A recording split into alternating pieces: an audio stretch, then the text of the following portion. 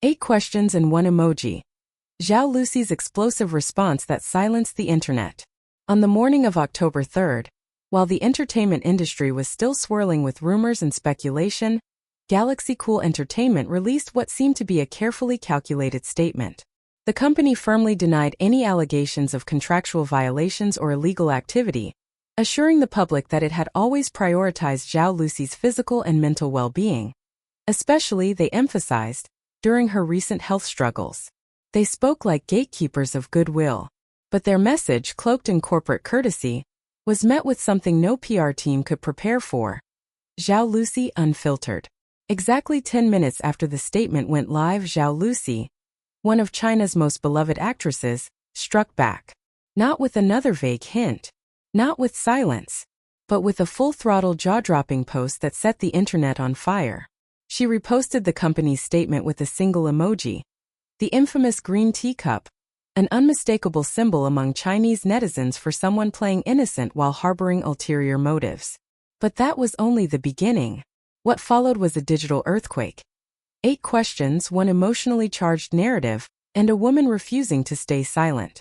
If Galaxy Cool Entertainment expected submission, they were about to witness a masterclass in defiance. The statement that started a storm. Galaxy Cool Entertainment's statement read like a standard corporate response. Polished, sterile, strategic. It claimed the company had never engaged in misconduct, and that Zhao's health had always been their priority. We have always respected and prioritized the personal wishes and health of Ms. Zhao Lusi, they declared. Especially after she fell ill. We have coordinated with all external parties with her well-being in mind. They went on to issue a not-so-subtle warning. Public figures must remain cautious in their speech and behavior. Any irrational actions may harm their public image and have a negative impact on current and future collaborations. Then came the martyr narrative. The company painted itself as the silent sufferer, bearing great pressure behind the scenes while doing its utmost to minimize any negative fallout. They even extended an olive branch, on paper at least, urging Zhao to refrain from vague social posts that could mislead the public. But the damage was already done. 10 minutes later, a clapback for the ages. Zhao Lusi's response didn't mince words. She wasn't angry. She was incandescent. How could someone from a company with so many shareholders send me such messages? She wrote, fury seeping through every syllable. I'll keep punching into this cotton ball until I watch you spiral into madness. No, I won't address your latest Weibo post. And yes, my lawyer is already searching every corner for evidence against me. The person who drafted that statement must be a screenwriter. He's certainly gifted at creating characters like abusive husbands and cheating men. And then, with clinical precision, she dropped 8 searing questions in the comments, a sequence that read less like confusion and more like a courtroom cross-examination. The 8 questions that shattered the facade. What exactly shocked you? What surprised you? Do you even reply to WeChat messages? Is Weibo your only method of communication now? Are you silently suffering because the industry says I faked my illness? I signed the contract at 17. Does it cover mainland China, Hong Kong, Macau, Taiwan, and the entire world? Why doesn't this universe belong to you, Suja? Remember last year's hospitalization? I was on oxygen and medication for over a week. Where were you? Skiing in Hokkaido. Each question hit like a hammer, deliberate, pointed, and devastatingly personal. They weren't just aimed at the company. They were directed squarely at the man behind the curtain, Suja, a name that echoed with controversy in Zhao's post. She went on. There are countless voice recordings, countless pieces of evidence. Your own words. I'm watching. And I'm waiting for your lawsuit. This is not just a post. It's a declaration of war. What the public witnessed wasn't a celebrity feud. It was a young woman breaking the mold, refusing to be confined by crafted narratives and power imbalances that have long kept artists silent. She exposed the cracks in the system, a system that dresses its actions in legalese and PR polish, while ignoring the human behind the headline. Zhao continued with one of the most haunting statements yet. Litigation is a long process. I might not survive it before they appoint someone else. With their vile tactics and backdoor dealings, I may lose everything. I've spent nearly 10 years of my youth here.